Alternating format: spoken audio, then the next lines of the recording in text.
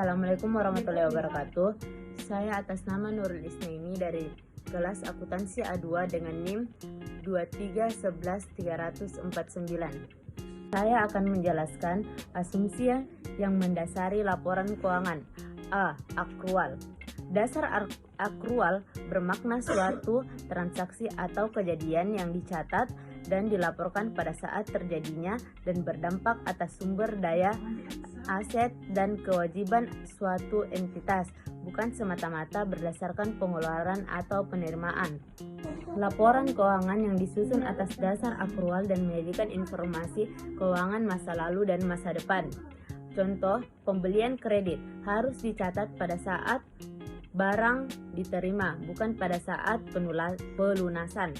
Beban listrik pada akhir periode langsung diakui sebagai beban dan hutang beban meski belum dibayarkan. Penjualan kredit harus segera diakui sebagai penjualan dan piutang pada saat barang diserahkan meski baru diterima di kemudian hari. Adapun materi kedua yaitu karakteristik kualitatif fundamental. 1. Relevansi.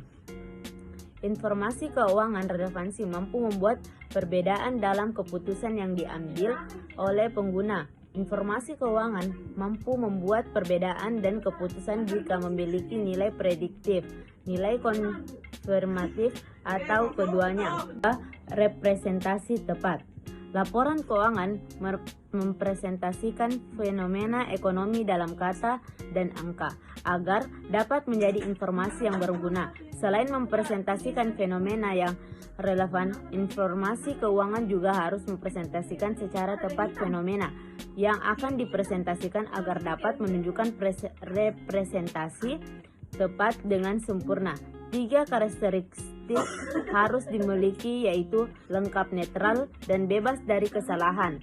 Tentu saja kesempurnaan adalah hal yang sangat jarang dapat dicapai. Proses yang paling efisien dan efektif dalam penerapan karakteristik kualitatif fundamental biasanya adalah sebagai berikut. Dengan catatan karakteristik peningkatan dan keandalannya. Adapun materi ketiga yaitu karakteristik kualitatif peningkat. Terbagi menjadi 4 macam yaitu keterbandingan, keterverifikasian, ketepatwaktuan, dan keterpahaman.